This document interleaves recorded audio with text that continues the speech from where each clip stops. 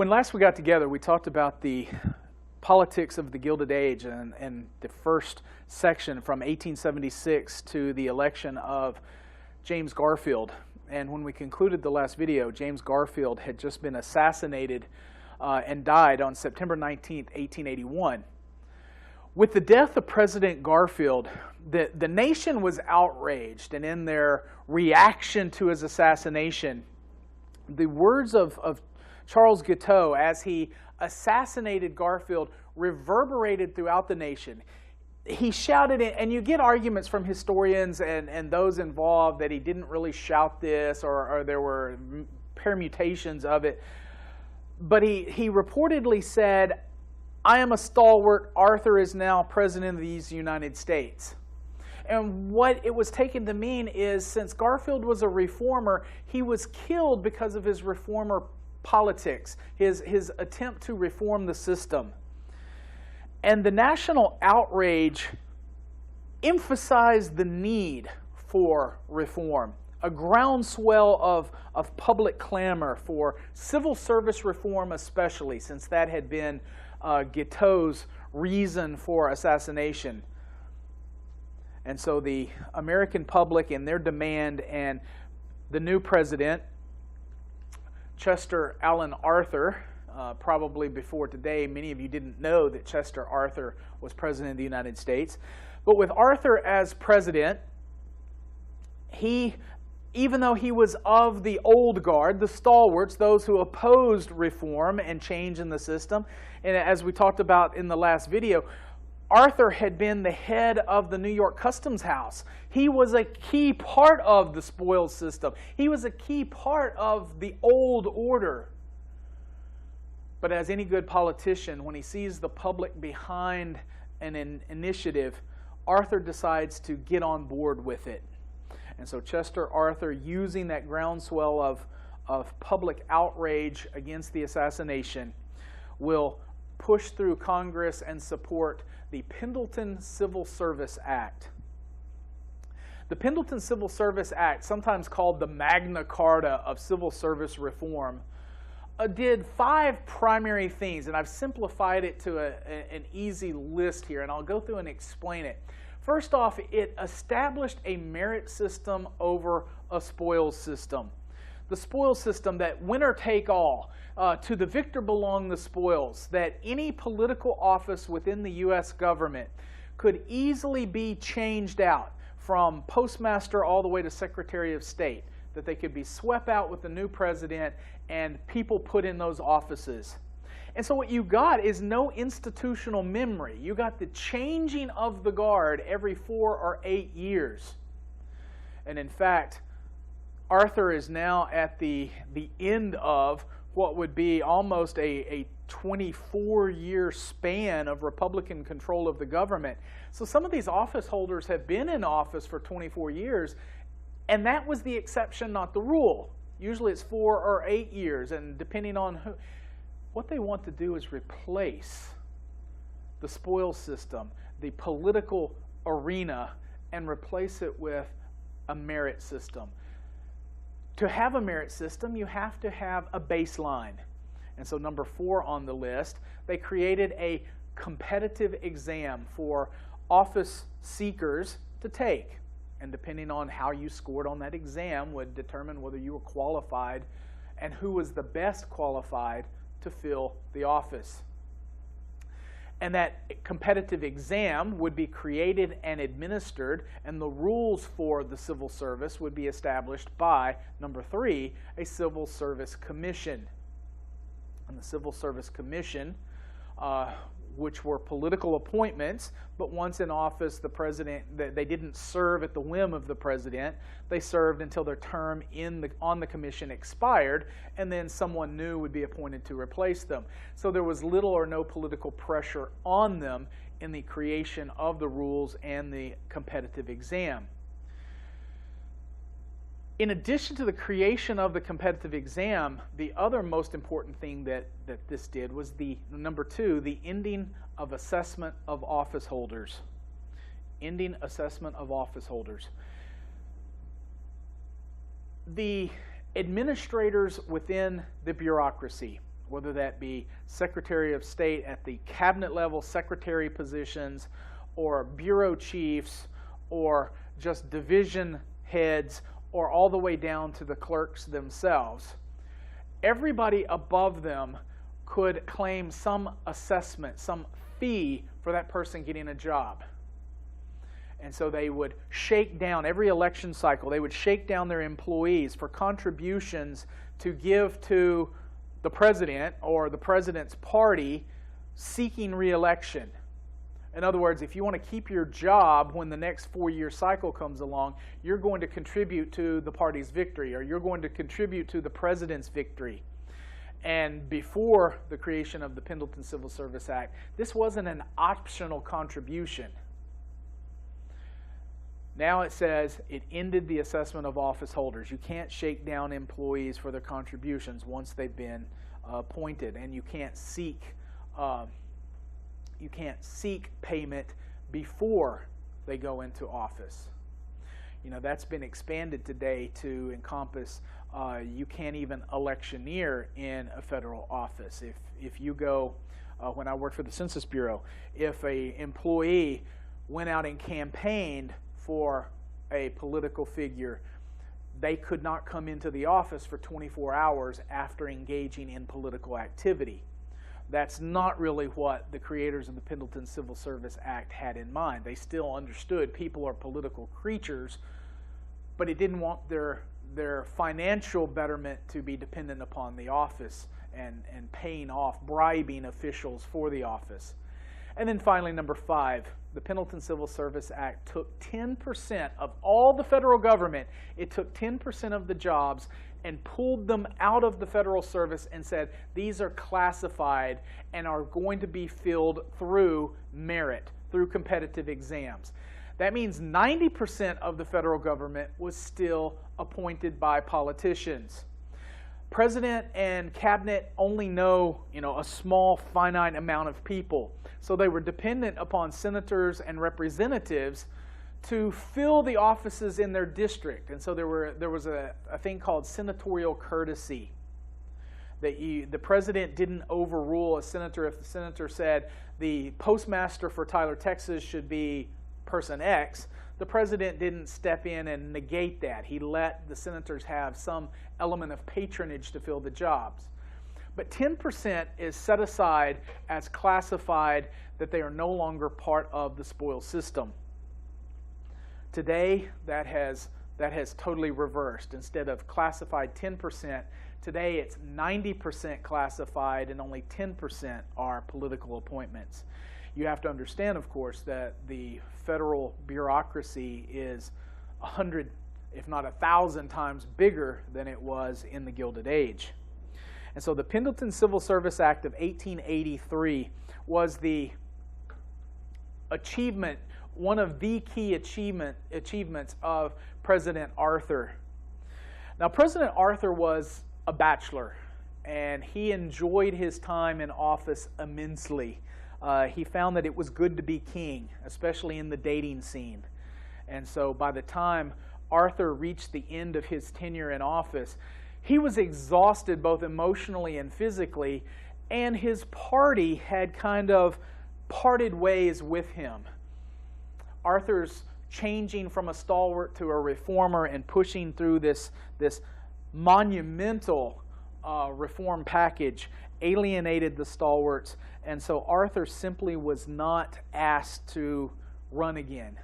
And that seems to be totally fine with Arthur. He was happy to go into retirement and to relative obscurity.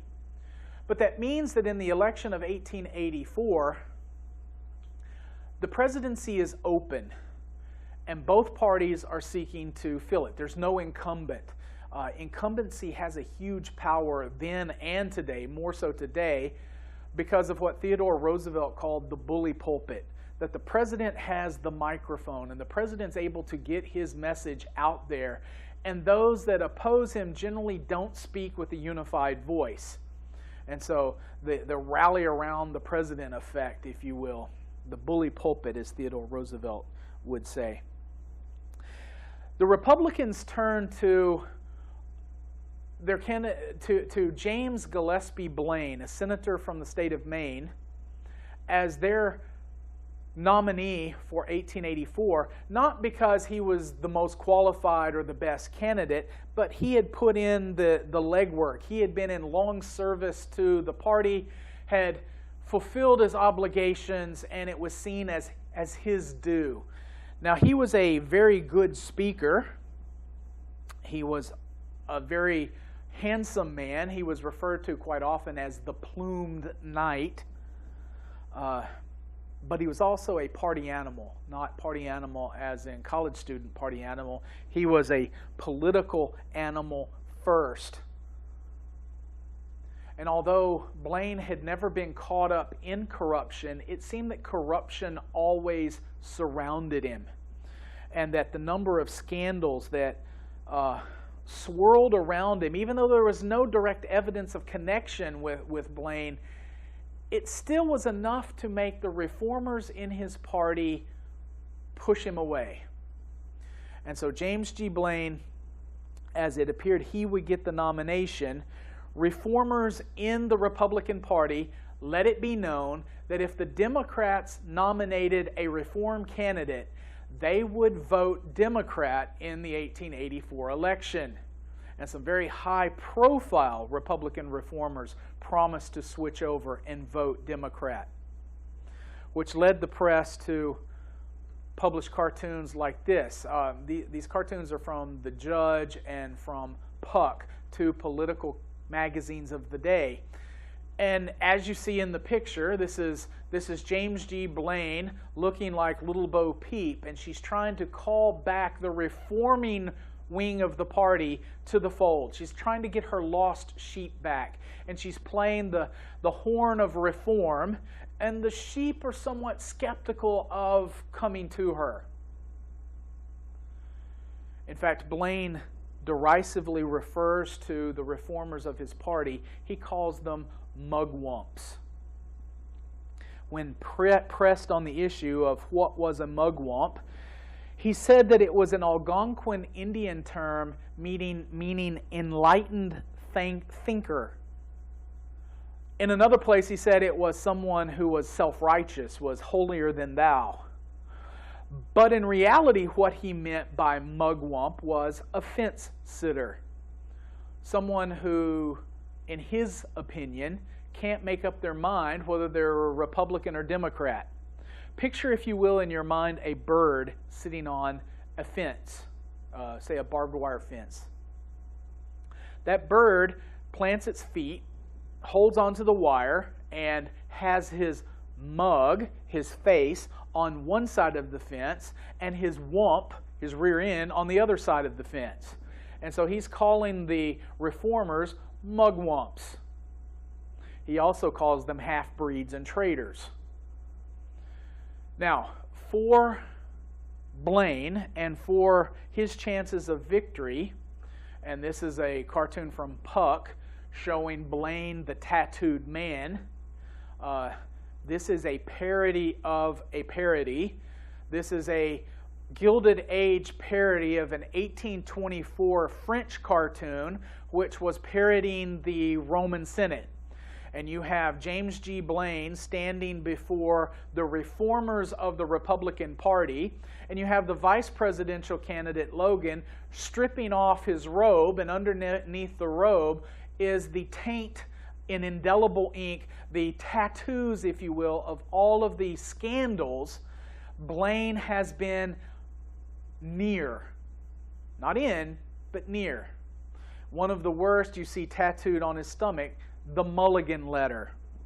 The Mulligan Letter was a letter from a railroad promoter, and it was a railroad that Blaine had championed legislation in the Senate for the Little Rock and Fort Smith Railroad, as well as for the Union Pacific Railroad, that later Blaine cashed in the stock he received on both of those railroads and made a small fortune. The Mulligan Letter was a letter found in the head of the Little Rock and Fort Smith Railroad's office found. The maid came across a burned document. We don't know what was in the document because only the bottom portion of the document survived. And she picks up this burned piece of letter and turns it over to the Democrats.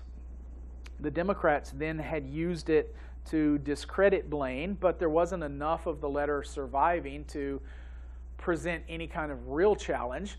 All the letter said was, sincerely, James G. Blaine, U.S. Senator, State of Maine, and at the bottom, postscript, P.S., burn this letter.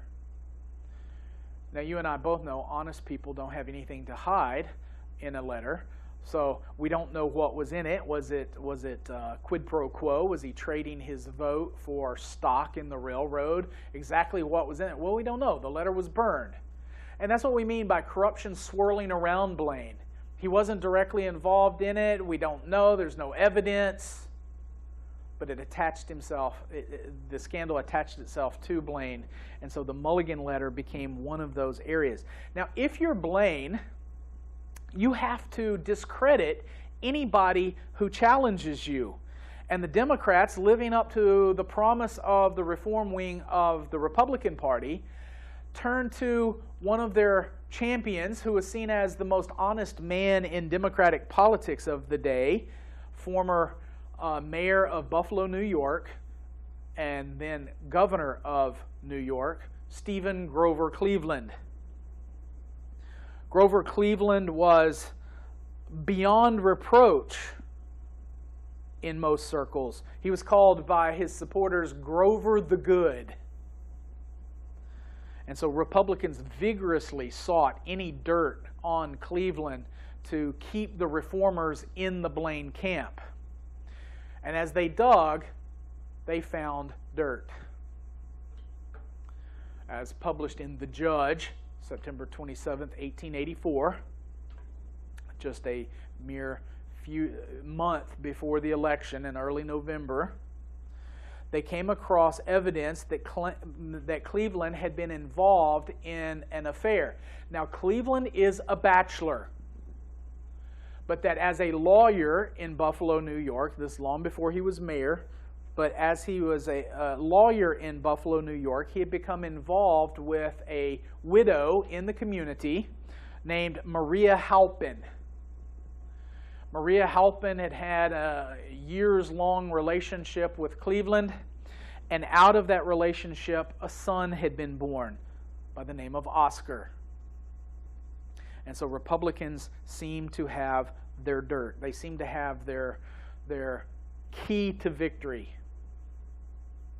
Now, when Cleveland went to his advisors in a Clinton-esque moment, he asked them, what should we do? And just like Clinton's advisors had told him, deny, deny, deny, I did not have sex with that woman. Cleveland says, no, we're not going to do that. We're going to go out and tell the truth. And so Cleveland did. He said, yes, I had sex with Maria Halpin. So did a number of others. But Ms. Halpin became pregnant. She said the child was mine. And she named that child Oscar Folsom Cleveland. Oscar Folsom was Cleveland's law partner, whom she had an affair with, along with a number of other key figures in the law office. But Cleveland was the only single man of the group, and so she said Cleveland was the father, but she named the child after the law partner, Oscar Folsom, and gave him the last name Cleveland. So apparently there was some doubt in her mind as to whom the child belonged. Here's the irony. Cleveland is going to be the first and only president to marry while he is in the White House. His future wife is Mary Frances Folsom, the daughter of Oscar Folsom, who well may have been the father of this other child. She's 20, Mary Frances Folsom's going to be 27 years, I believe, 27 years younger than Cleveland. Cleveland knew her when she was a baby, but he will marry her while he's president in the White House. Now, she's old enough for the age of consent, but she's in her 20s. But scandal dogs Cleveland, but he comes out and admits it, that he took responsibility of mother and child. He made financial provisions, and he owns up to it. And so as Election Day approached, you have the scandal, the sex scandal of Cleveland, and you have the many surrounding scandals of James G. Blaine, and it all begins to coalesce in the weekend before the election. In that weekend before the election, the candidates do what all good presidential candidates do: go to church. And as James G. Blaine is traveling to Maine so he can cast his vote for himself, he stops over on the weekend to electioneer in New York. New York is going to prove to be the key to the election, and he knew that. Both parties knew that. He decides to attend church, and he goes to the church of Dr. Samuel Burchard, a Presbyterian church in New York. And as he sat there in the closing days of his campaign, the election's on Tuesday, this is a Sunday, he's been on the road for days on end. He's given speech upon speech upon speech. Blaine is exhausted. It's November in New York. The temperatures have turned off cool. The heat in the church is on. He does what so many have done in the past. He falls asleep. Sleeps through a part of the sermon. As the sermon comes to an end and he's ushered out, he appears on the top steps of the church with Reverend Burchard, and the press shouts out, Mr. Blaine, what did you think of Reverend Burchard's speech, of his sermon today? Blaine says, I loved it. Anything that Reverend Burchard said is God's honest truth. He is a fine preacher, and he tells it like it is. Now I'm paraphrasing, but that's roughly what he said. Monday morning's headlines screamed, Reverend Burchard condemns the Democrats as the party of, and I quote, rum, Romanism, and rebellion. Blaine agrees. With that one phrase, enough votes will turn from Blaine to Cleveland that Blaine will lose the election. So what happened with Romanism, and rebellion? Well, Burchard had said the Democrats were the party of rum, Romanism, and rebellion, but he was taking a shot at one ethnic group in particular, and that is the Irish vote. Irish, their preferred drink rum, their religion Roman Catholic, and their proclivity to rebellion against the British Empire, but it's also a double entendre slapping at the Democrats as the party of rebellion against the Union. And so in this rum, Romanism, and rebellion that Blaine wholeheartedly supports, because he was sleeping and didn't hear it, it cost him the Irish vote, and with just a mere shift of the Irish vote, Cleveland wins New York City, and with winning New York City, he wins, and we're talking 1,200 votes here. He wins New York City, which wins New York State, and Grover Cleveland becomes the first Democrat to occupy the White House since 1861, when James Buchanan turned it over to Abraham Lincoln. 24 years. Cleveland had swept the Solid South. He had put together a campaign that brought reformers from the Republican Party while seeming to put to rest the bloody shirt. And for once and for all, a Democrat is in the office, and old Grover takes over, as one paper put it.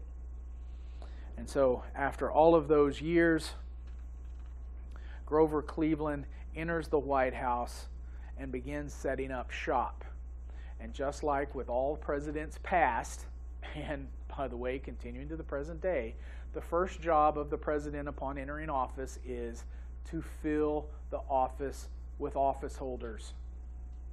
And so Cleveland begins placing Democrats in positions of power and in positions of authority, and it angers the reformers of the Republican Party that it supported him. So immediately, Cleveland angers one of his key constituent groups, the reformers that had supported him, by engaging in the spoils system.